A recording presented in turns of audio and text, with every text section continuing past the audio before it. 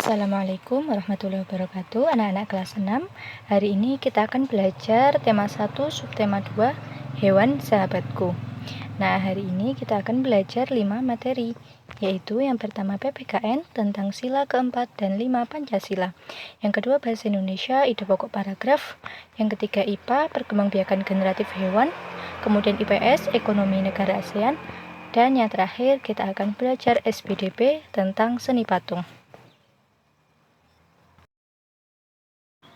Nah, materi pertama PPKN penerapan Pancasila. Pancasila sila keempat dilambangkan dengan kepala banteng, dan sila keempat berbunyi kerakyatan yang dipimpin oleh hikmat kebijaksanaan dalam permusyawaratan perwakilan. Berikut contoh pelaksanaan sila keempat. Yang pertama, tidak boleh memaksakan keinginan kepada orang lain. Yang kedua, selalu bermusyawarah. Yang ketiga, mengutamakan kepentingan orang banyak. Dan penerapan yang keempat, menjalankan keputusan yang telah disepakati bersama. Sedangkan untuk sila kelima Pancasila dilambangkan dengan padi dan kapas dan berbunyi keadilan sosial bagi seluruh rakyat Indonesia. Contoh penerapan sila kelima adalah yang pertama bersikap adil, yang kedua tidak hidup boros, yang ketiga suka memberi pertolongan, yang keempat tidak bergaya hidup mewah, dan yang kelima adalah menghormati hak-hak orang lain, dan yang keenam tidak merugikan kepentingan orang lain.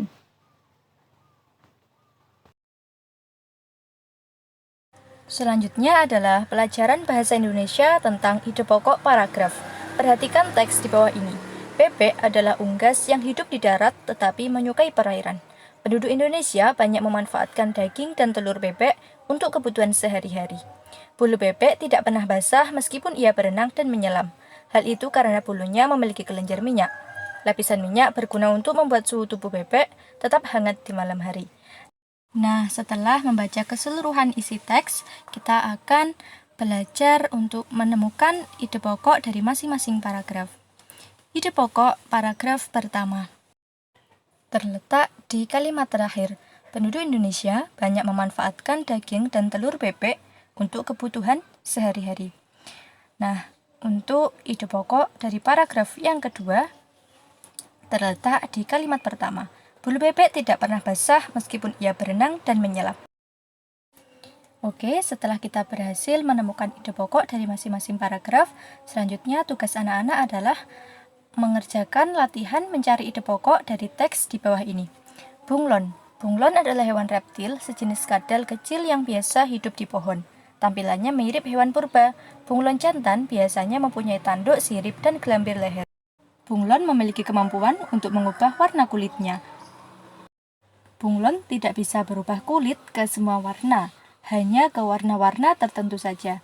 Nah, tugas anak-anak di rumah adalah mencari ide pokok dari masing-masing paragraf ya, ditulis di buku tulis kalian. Baiklah, selanjutnya pelajaran IPA tentang perkembangbiakan generatif hewan. Berkembang biak adalah cara makhluk hidup memperbanyak dan melestarikan keturunannya. Perkembangbiakan hewan dibagi menjadi dua, yaitu yang pertama perkembangbiakan generatif dan yang kedua vegetatif. Perkembangbiakan generatif atau kawin adalah cara berkembang biak yang melibatkan sel kelamin jantan dan sel kelamin betina. Jika kedua sel kelamin itu bertemu, maka akan terbentuk suatu individu baru. Perkembangbiakan generatif itu sendiri dibagi menjadi tiga, yaitu yang pertama ovipar atau bertelur, yang kedua vivipar atau beranak, dan yang ketiga adalah ovovivipar, bertelur dan beranak. Oke, kita bahas yang pertama ovipar. Ovipar adalah hewan yang bertelur. Ciri-ciri hewan ovipar ada 4. Yang pertama, mengerami telurnya. Yang kedua, tidak memiliki daun telinga. Yang ketiga, tidak memiliki kelenjar susu. Yang keempat, tidak menyusui anaknya. Nah, kelompok ovipar dibagi menjadi 4, yaitu unggas, ikan, reptil, dan juga amfibi.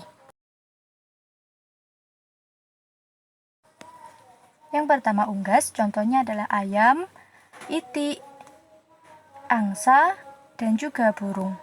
Kelompok yang kedua yaitu ikan, contohnya ikan mas, ikan lele, kemudian ikan nila. Kemudian kelompok yang ketiga adalah reptil, contohnya ular, cicak, kura-kura, dan juga buaya. Untuk contoh amfibi adalah katak, sesilia, dan salamander. Yang kedua, vivipar. Ciri-ciri dari vivipar atau beranak ada 4. Yang pertama memiliki kelenjar susu, yang kedua memiliki daun telinga, yang ketiga tubuh ditutupi bulu atau rambut, dan yang keempat pada umumnya menyusui. Contoh hewan vivipar adalah kucing, ikan lumba-lumba, dan ikan paus. Yang ketiga adalah kelompok hewan ovovivipar. Hewan ini menghasilkan telur, kemudian telur itu tetap berada di dalam tubuh induknya sampai menetas. Setelah itu, sang induk akan mengeluarkan atau melahirkan dalam bentuk individu baru. Contoh ovovivipar adalah platypus, ikan pari, dan juga kuda laut. Dan yang terakhir, ikan paus. Oke, pelajaran selanjutnya IPS tentang ekonomi negara ASEAN. Indonesia. Hasil pertanian Indonesia adalah padi. Hasil pertambangannya minyak dan gas bumi, emas, intan, dan nikel. Nah, wisata di Indonesia yang terkenal adalah Bali dan Raja Ampat. Yang kedua, negara Malaysia. Hasil pertanian berupa karet dan juga sawit. Hasil pertambangan yaitu timah, besi, minyak, dan bauksit. Yang ketiga, negara Brunei Darussalam. Negara ini merupakan negara pengekspor terbesar minyak dan juga gas bumi. Sehingga negara Brunei Darussalam menjadi negara termakmur di Asia. Selanjutnya, negara Singapura. Negara ini merupakan negara yang penduduknya berpenghasilan tinggi. Gaji rata-rata karyawan di Singapura adalah 44 juta per bulan. Namun hasil tambang di sana tidak begitu berarti. Ekspor utama di Singapura adalah mesin industri, radio, televisi, dan mengimpor minyak mentah, baja, dan aluminium. Sedangkan negara Kamboja, mata pencaharian utama adalah pertanian yang terdapat di sepanjang aliran Sungai Mekong. Hasil pertanian di Kamboja berupa padi dan karet. Kemudian negara Laos. Mata pencaharian utama adalah pertanian yang sebagian besar terdapat di aliran Sungai Mekong.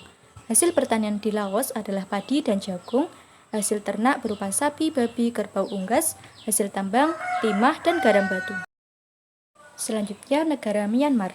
Hasil utama pertanian di Myanmar adalah padi, yang merupakan terbesar kedua di ASEAN. Negara Filipina. Negara ini merupakan negara kepulauan yang sebagian besar penduduknya bermata pencaharian sebagai petani. Hasil pertanian di Filipina adalah berupa padi dan juga kelapa. Hasil tambang di negara Filipina adalah kobalt, tembaga, dan juga emas. Selanjutnya, negara Thailand. Negara Thailand merupakan penghasil padi terbesar se-Asia Tenggara. Negara ini menghasilkan tambang, timah, dan juga mangan. Saat ini, sektor pariwisata menjadi penghasilan utama di Thailand. Kemudian selanjutnya Vietnam. Pariwisata dan juga turisme mendukung perkembangan ekonomi Vietnam. Selain itu, usaha perhotelan, restoran, dan transportasi juga berkembang pesat di Vietnam. Kemudian kita lanjut ke materi SBDP seni patung. Patung adalah karya seni 3 dimensi yang biasanya dibuat dengan teknik memahat atau casting. Orang yang menciptakan patung disebut sebagai pematung. Tanah liat adalah salah satu bahan membuat patung dengan teknik butsir, yaitu teknik dengan cara mengurangi bahan. Nah, sekian pelajaran hari ini ya anak-anak. Terima kasih sudah menyimak. Semoga anak-anak bisa memahami penjelasan dari saya ya, dan semoga bermanfaat. Terima kasih. Wassalamualaikum warahmatullahi wabarakatuh.